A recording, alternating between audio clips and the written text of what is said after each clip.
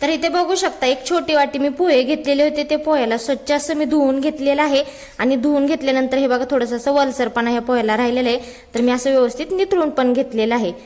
आता हे काय करायचं, साईडला ठेवायचं आणि इथे एक मिक्सरचं भांडं घ्यायचं आणि मिक्सरच्या भांड्यामध्ये मी इथे एक छोटी वाटी सोयाबीन घेतलं होतं, ती सोयाबीन गरम पाण्यामध्ये चांगलं असं उकळून घेतलं आणि नंतर त्याला असं त्याच्यामधलं गार पाणी टाकून पाणी असं व्यवस्थित सगळं नितळून घेतलेलं आहे, ती ह्याच्यामध्ये आपण टाकून घेणार आहोत आणि ह्याला बारीक असं वाटून घ्यायचं। तर आज आपण खूप छान असा सोयाबीन आणि पोह्यापासून नाश्ता करणार आहोत, खायला पण एकदम मस्त लागणार आहे आणि नवीन पद्धतीचा बनणार आहे आणि सर्वांना हा नाश्ता आवडणार आहे आणि कमी साहित्यामध्ये बनणार आहे। तर चला तर मग आपण नाश्त्याला सुरुवात करूया आणि तुम्हाला जर माझा नाश्ता कसा वाटला ना तर कमेंटमध्ये मला नक्की सांगा। तर आता काय करायचं, ह्या सोयाबीनला मिक्सरमधून बारीक असं वाटून घ्यायचं।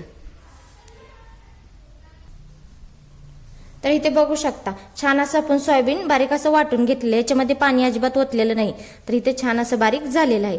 तर आता आपण हे साईडला ठेवणार आहोत आणि जे पोहे आहेत ना ते पोहे घ्यायचे आणि हे सोयाबीन आहे ना बारीक केलेलं ती ह्या पोह्यामध्ये आपण टाकून घेणार आहोत।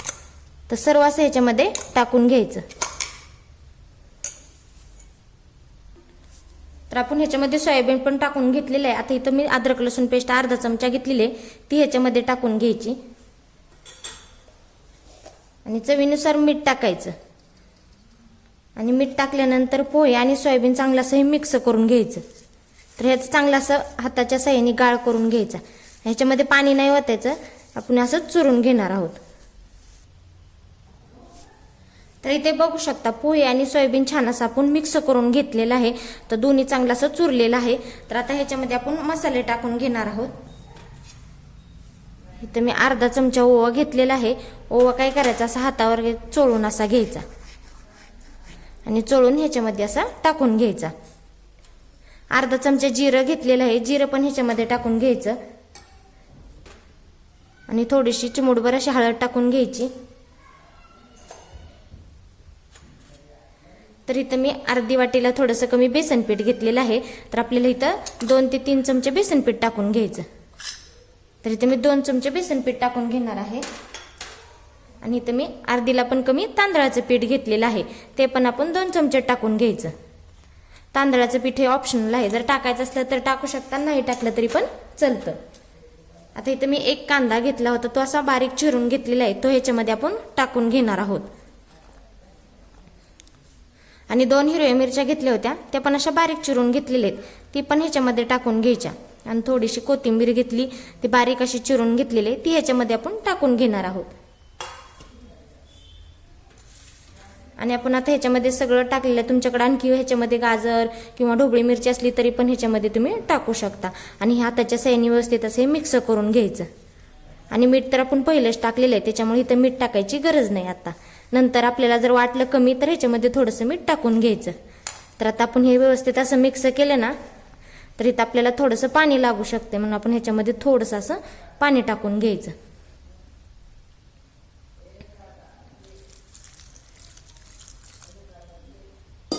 तर आता हे थोडं पाणी टाकल्यानंतर हे व्यवस्थित असं हे मिक्स करायचं आणि इथं जर तुम्हाला जास्त जर मिश्रण पातळ झालं ना तर ह्याच्यामध्ये बेसन पीठ किंवा तांदळाचं पीठ टाकलं तरी पण चालतं। तर बघा आता थोडंसं लुसलुशीत असं हे मिश्रण तयार झालेलं आहे, तर आता व्यवस्थित चांगलं असं मिक्स करायचं।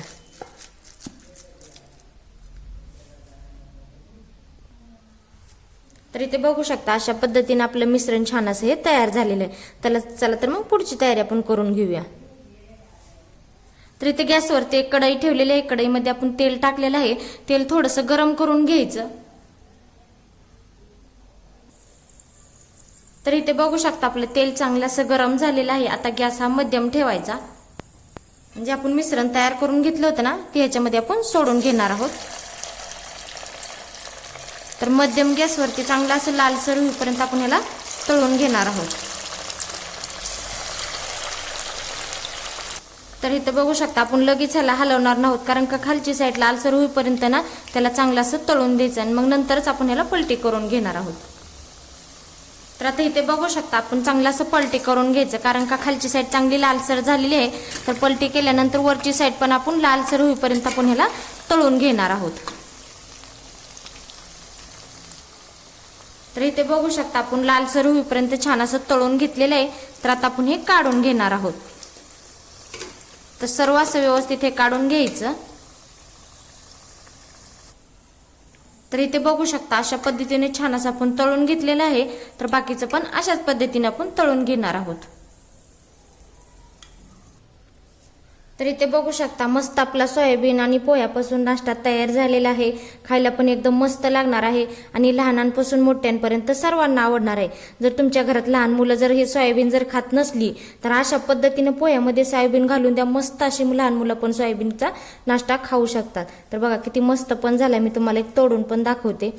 तर बघा मस्त असा सोयाबीन आणि पोह्यापासून नाश्ता तयार झालेला आहे. ही दह्यासोबत किंवा असा खाल्ला तरी पण चलतो. तर तुम्हाला माझा नाश्ता कसा वाटता तो कमेंटमध्ये मला नक्की सांगा. चला तर मग भेटूया पुढच्या रेसिपीमध्ये. तोपर्यंत धन्यवाद.